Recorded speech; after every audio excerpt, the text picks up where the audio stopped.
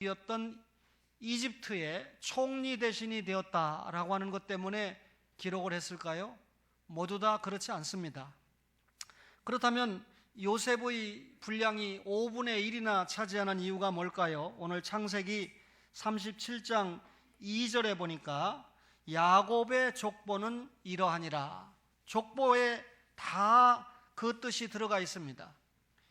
여러분, 선민의 계보를 잇는 족보가 아브라함, 이삭, 야곱으로 이루어지지 않습니까? 근데 야곱이 장자권을 빼앗은 일 때문에 외가에 가서 20년 동안 피난을 하고 살다가 왔어요. 형이 두려웠기 때문에. 근데 야곱이 애굽에서 이 외가에 가서 돌아왔으면 그 다음에 야곱이 어떻게 살았을까 하는 것이 저는 대단히 궁금했습니다. 그런데 야곱이 어떻게 살았다라고 하는 내용을 소개하지 않습니다. 오히려 오늘 37장 2절에 보면 야곱의 족보는 이러하다라고 족보 이야기를 합니다. 지난번에 제가 여러분에게 창세기의 구조에 관한 설교를 하면서 톨레토트가 족보인가 역사인가 라고 하는 설교를 한 것이 기억이 납니다. 거기에 보면 창세기는 1장 1절부터 2장 3절까지 서론을 소개한 후에 계속해서 톨레토트, 족보, 내력, 약전 이런 말을 써서 표현을 하는데 그것이 족보이기도 하고 역사이기도 하다라고 하는 말씀을 여러분에게 소개를 했습니다.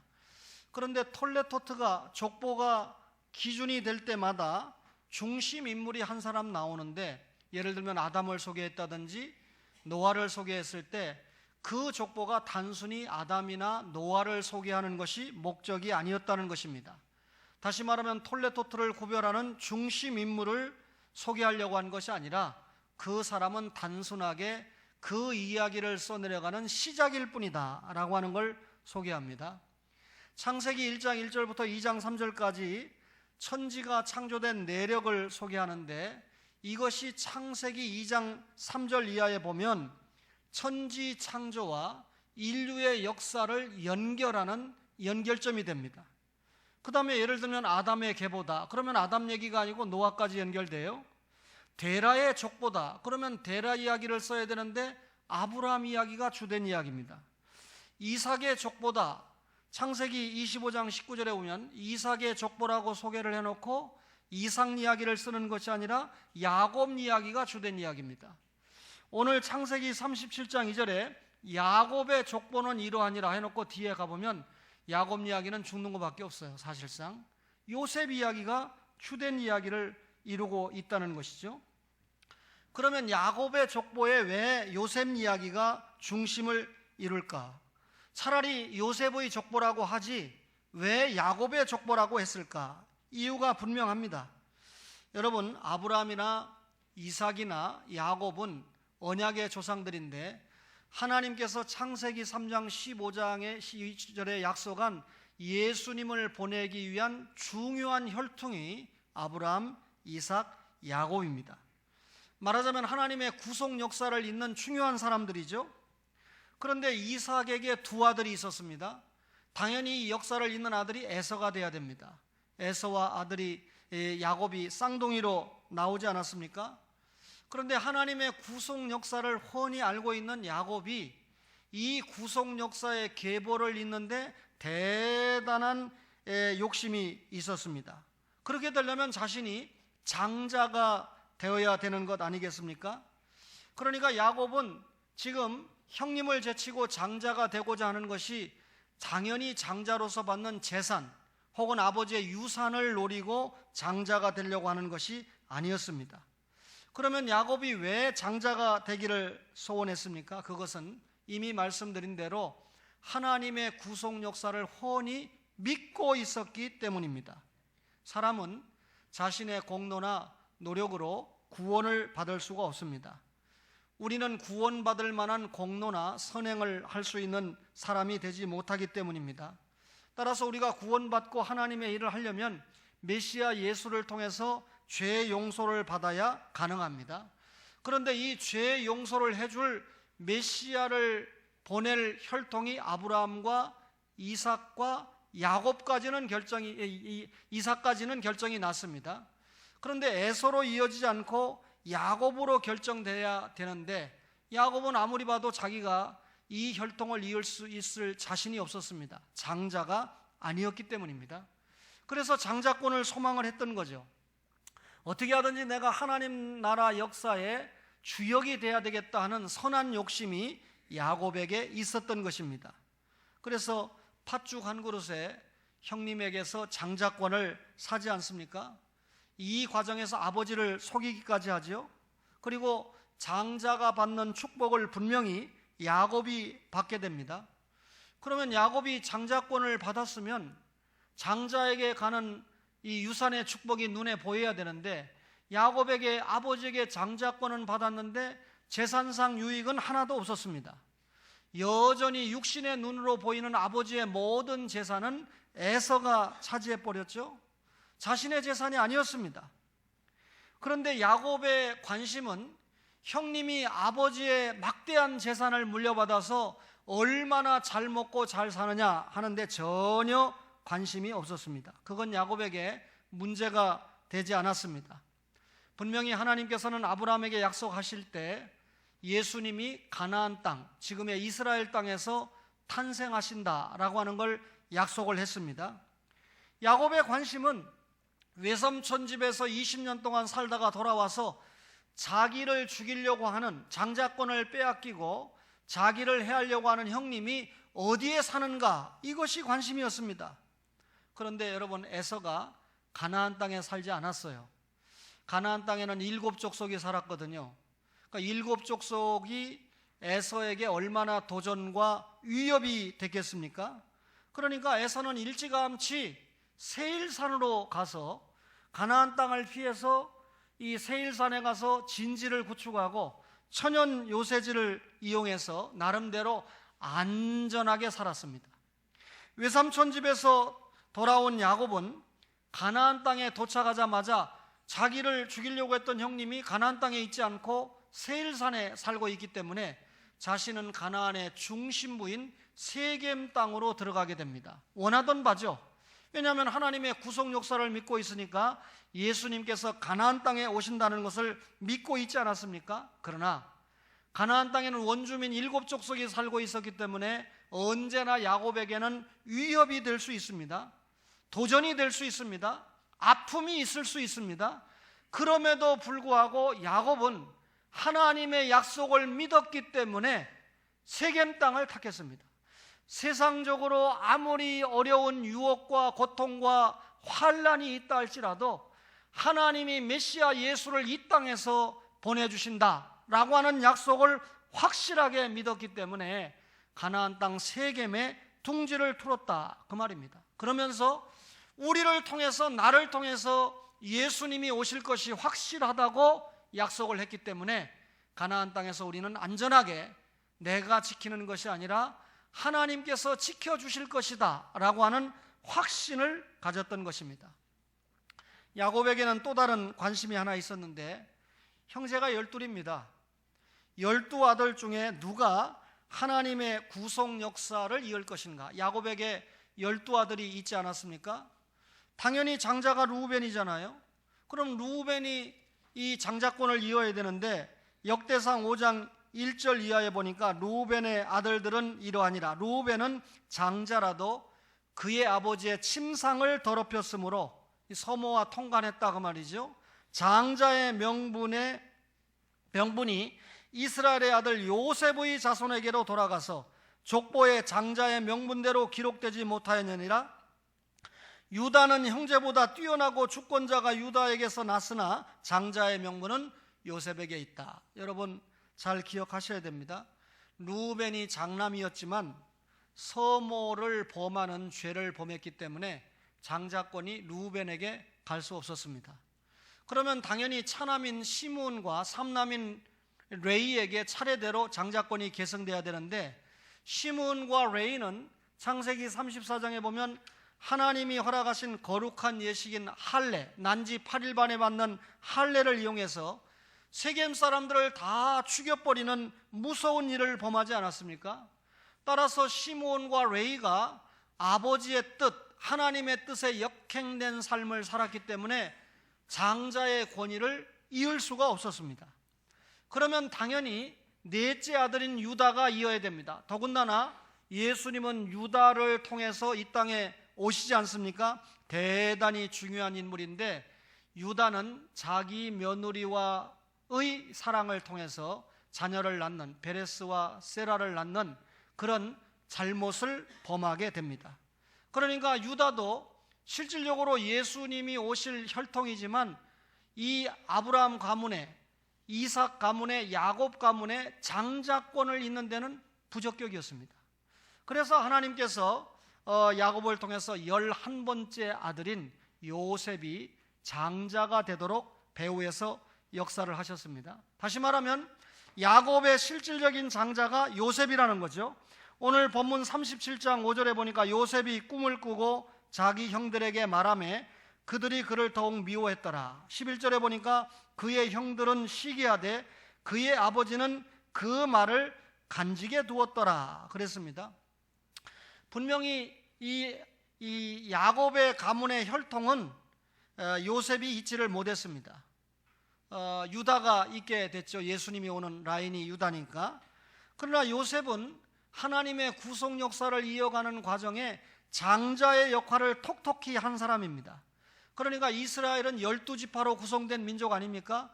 12지파 가운데 여러분 요셉이 장자의 역할을 감당했다. 그래서 장자는 2배의 축복을 받는데 요셉의 아들인 에브라임과 므낫세 두 아들을 지파로 인정을 해서 두 지파가 들어오고 레위 지파는 분깃에서 빠지는 그런 2배의 축복을 받게 되지 않습니까? 실제로 장자의 축복을 받았어요. 그런데 여러분 이 요셉은 자기 아버지 야곱이 하나님의 구속 역사를 분명하게 알고 있었던 것처럼 이 사실을 12아들 가운데 확실하게 알고 있었다는 겁니다. 오실 메시아를 자신의 구주로 모시고 예수님이 오시는 것을 확실하게 기다리고 있었습니다. 요셉은요 그 시대에 내 가정이 왜 존재하는가? 아브라함 할아버지가 왜 갈대아 우르를 떠나서 가나안 땅으로 왔는가? 아버지 야곱이 큰아버지에게서 장자권을 빼앗기 위해서 왜 그렇게 최선을 다하고 목숨을 걸었는가? 요셉은 훤히 알고 있었습니다. 창세기 37장 1절 이하에 야곱이 가나안 땅 곧 그의 아버지가 거류하던 땅에 거주하였으니 야곱의 족보는 이러하니라 이렇게 설명을 하죠. 이어서 보니까 요셉이 17세의 소년으로서 그의 형들과 함께 양을 칠 때 그의 아버지의 아내들 빌하와 실바의 아들들과 더불어 함께 있었더니 그가 그들의 잘못을 아버지에게 말하더라 그랬습니다. 요셉이 형들과 함께 양을 치러 갔습니다. 그 당시에 여러분 이스라엘 백성들은 목축업이 주업이다 보니까 양을 몰고 풀이 있는 곳으로 찾아서 이동하지 않습니까? 그래서 이 양떼를 수도 없는 양떼를 먹이다 보니까 초지가 넓은 곳에서 며칠 혹은 몇 주간 동안 여러분 이 양들을 먹이게 됩니다. 그러니까 아버지의 품을 떠나서 멀리 나가서 오랫동안 생활하게 된다는 것이죠. 요셉이 17세였는데 형들이 아버지의 품에서 떠나다 보니까 나름대로 좀 자유를 누리게 됩니다. 그런데 여러분 낯선 곳에 가서 자유를 누리게 되다 보면 반드시 유혹을 받게 되고 영적으로도 손해볼 일들이 많이 있다는 거죠. 오늘 본문에 형들이 어떤 잘못을 범했는지 저는 여러분에게 전혀 말할 수 없습니다. 성경이 잘못을 범했다라고만 말하고 언급을 하지 않았기 때문입니다. 그런데 분명한 것은 이 형들이 잘못을 범했다고 성경에 기록된 것으로 보아 해서는 안 될 일을 범했다라고 하는 건 분명합니다. 기독교 윤리적으로는 말할 것도 없고 상식적으로도 해서는 안 될 일들을 형들이 범했다. 요셉은 이렇게 잘못을 범하고 있는 형들에게 충고를 했을지도 모릅니다. 여전히 형들은 잘못을 범하고 있었습니다. 요셉은 자신의 가정이 어떤 가정인지 알았습니다. 자신의 아버지를 중심으로 한 야곱과 요셉의 가정이 어떤 가정인지 알았습니다. 적어도 하나님의 계획 속에 예수님이 오실 구속사와 신국사의 뜻을 이루는 중요한 가정인 것을 알았다는 것이죠. 그런데 형들이 메시아를 대망하면서 믿음으로 살아야 되는데 형님들이 믿음으로 살고 있지 못한 겁니다. 그래서 요셉은 어쩔 수 없이 형님들의 잘못을 아버지에게 고하게 됩니다. 이런 말씀을 윤리적으로 평가하는 목사님들은 고자질을 잘하는 것은 옳지 않다, 이렇게 이야기를 합니다. 여러분, 우리나라가 고소를 많이 하는 것은 잘못이지만 잘못된 일에 대해서 때에 따라서 손실을 감수하고 고발하는 것은 나라의 발전을 위해서 좀 필요하다 생각이 됩니다. 형들이 잘못한 걸 아버지에게 고발을 했습니다. 그때 이 아버지는 고발하는 요셉에 대해서는 신임이 대단히 두터웠지만 오히려 형들은 자신들의 잘못을 아버지에게 고발했다는 이유 때문에 동생을 미워하게 됩니다. 그런데 창세기 37장 3절 이하에 보면 아버지 야곱은 여러 아들 가운데 요셉을 사랑했다 그랬는데, 여러분, 12아들 가운데 11번째 아들인 요셉을 노년에 얻은 아들이기 때문에 사랑을 했다. 그리고 그에게 다른 형제들에게는 입혀보지 않은 채색 옷을 입혔다, 이렇게 성경이 설명을 합니다. 불신자들은 딸이죠. 아버지 야곱이 참 자식 가운데 10손가락 깨밀어서 안 아픈 손가락이 없는데 어떤 자식은 더 사랑하고 어떤 자식은 더 사랑하지 않고, 여러분, 이렇게 이야기하면 제가 할 말이 없죠. 성경을 제대로 못 본 거니까. 여러분, 언뜻 보면 야곱이 아들 요셉을 편애한 것처럼 보입니다. 여러분, 자식을 편애한다는 것은 전혀 지혜롭지 못한 겁니다. 여러분, 언뜻 보면 박파라 장로님이 너무 지혜롭지 못하죠.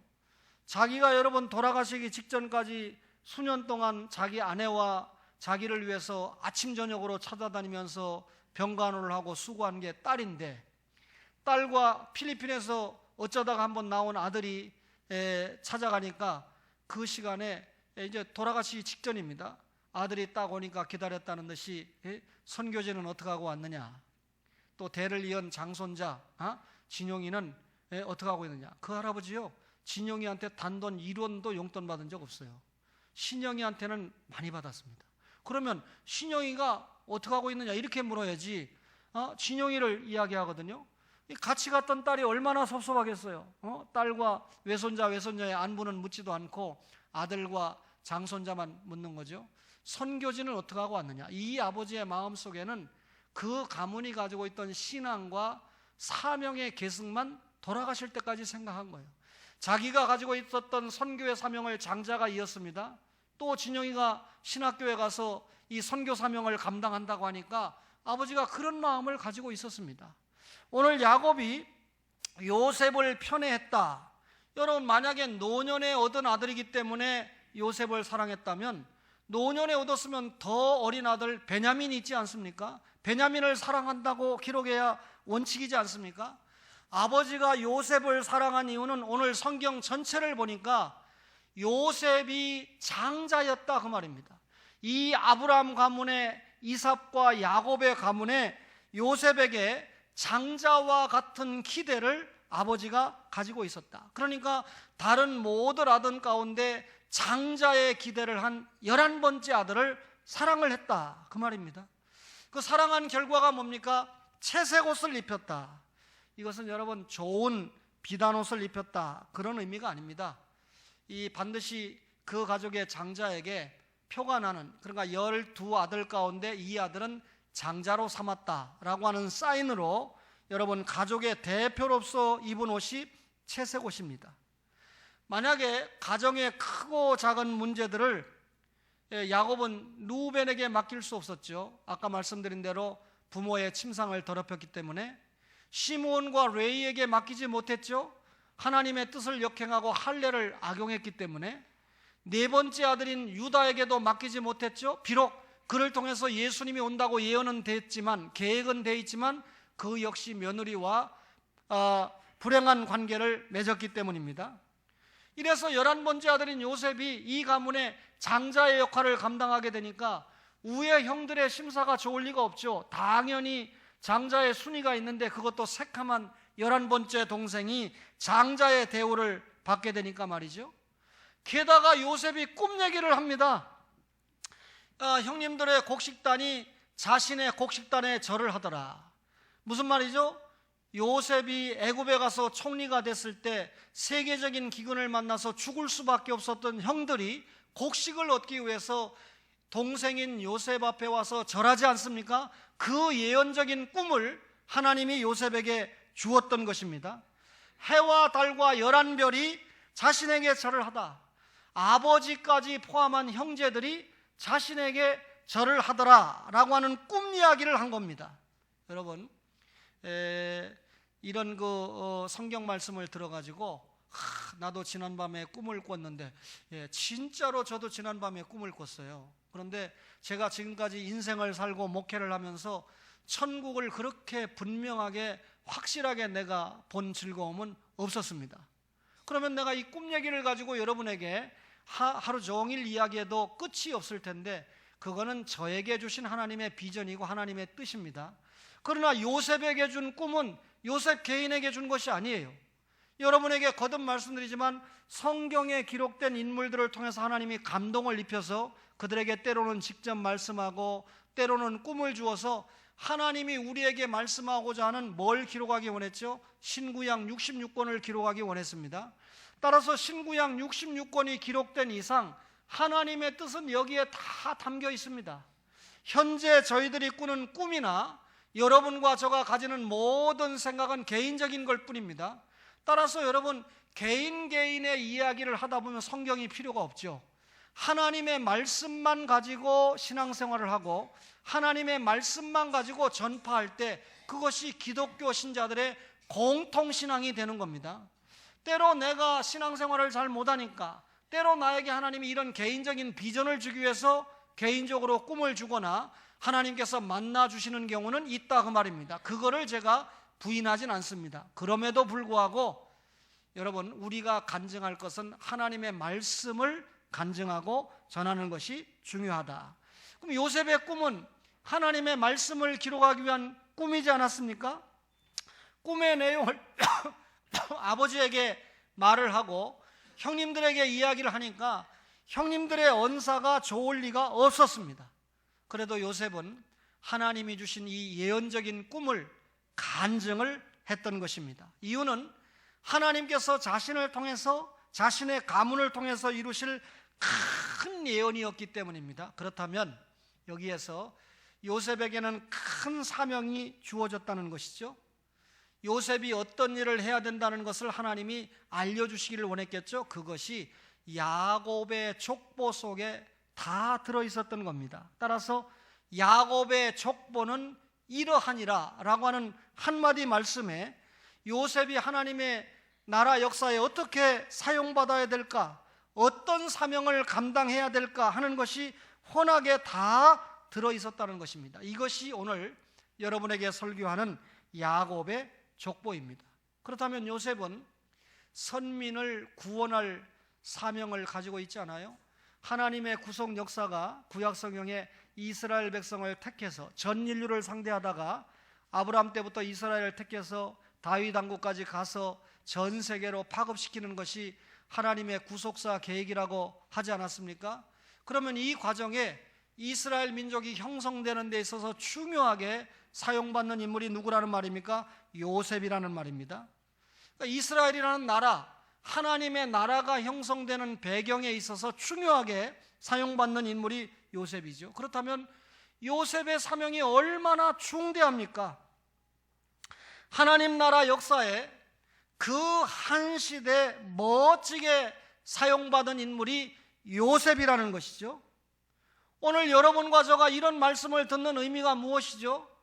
오늘 이런 야곱의 족보 속에 요셉의 이야기가 우리와 무슨 관계가 있죠? 이건 요셉에게 준 말씀 같지만 오늘 여러분과 저에게 주시는 말씀이기 때문에 성경에 기록된 겁니다.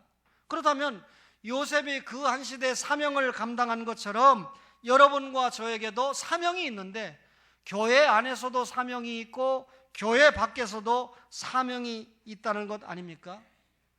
여러분, 교회 안에서 여러분들이 성도입니다. 또 집사입니다. 권사입니다. 안수 집사입니다.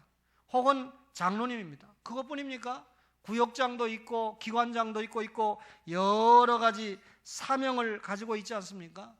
교회 안에는 일반적으로 불신자는 없어요. 예수 믿는 신자들만 있으니까 여러분들이 교회 안에서 사명을 잘 감당해주면 교회 안에 있는 신자들의 믿음이 어떻게 되는 거죠? 성장하는 거죠.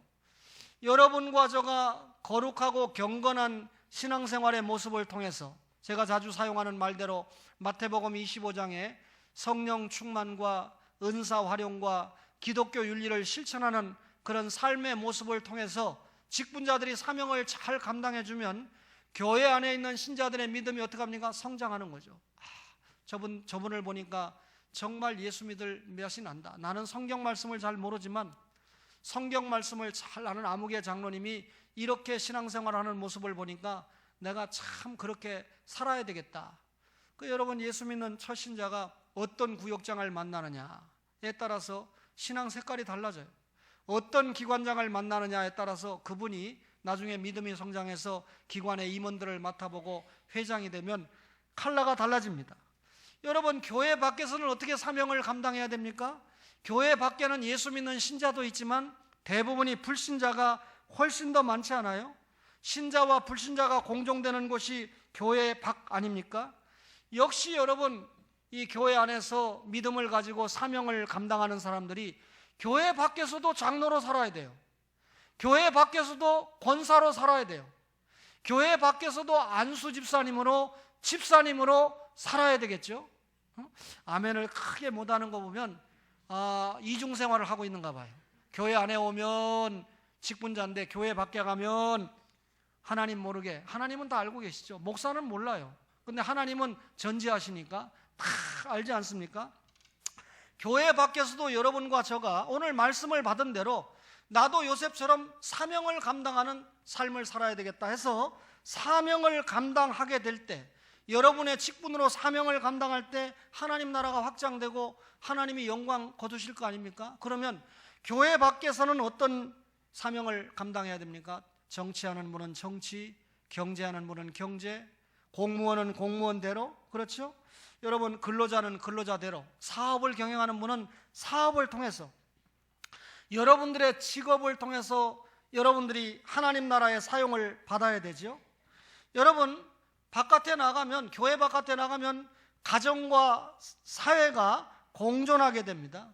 이 교회 밖에서 예수 믿는 신자들이 철저하게 성령 충만하고 자기가 가진 은사를 활용을 해서 하나님의 사랑에 입각한 기독교 윤리를 철저하게 지켜나가면 반드시 전도가 되겠죠. 야, 저 사람을 보니까 내가 교회 갈 마음이 난다. 저 사람은 교회 다니는 사람이니까 확실히 다르다. 그러니까 내가 교회를 나가봐야 되겠다. 여러분이 전도를 해도 그런 사람이 전도를 해야지.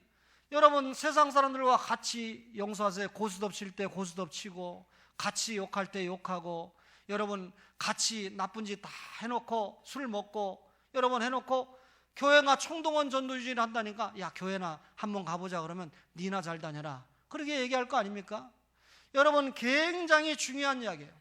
예수 믿는 사람이 바깥에 나가서 돈 떼먹는다, 연자맷돌 매야 될 사람이에요. 불신자들이 그 사람 때문에 예수쟁이는 돈 떼먹고 교회 다녀도 더 나쁘더라 하면서 소문을 내기 시작합니다.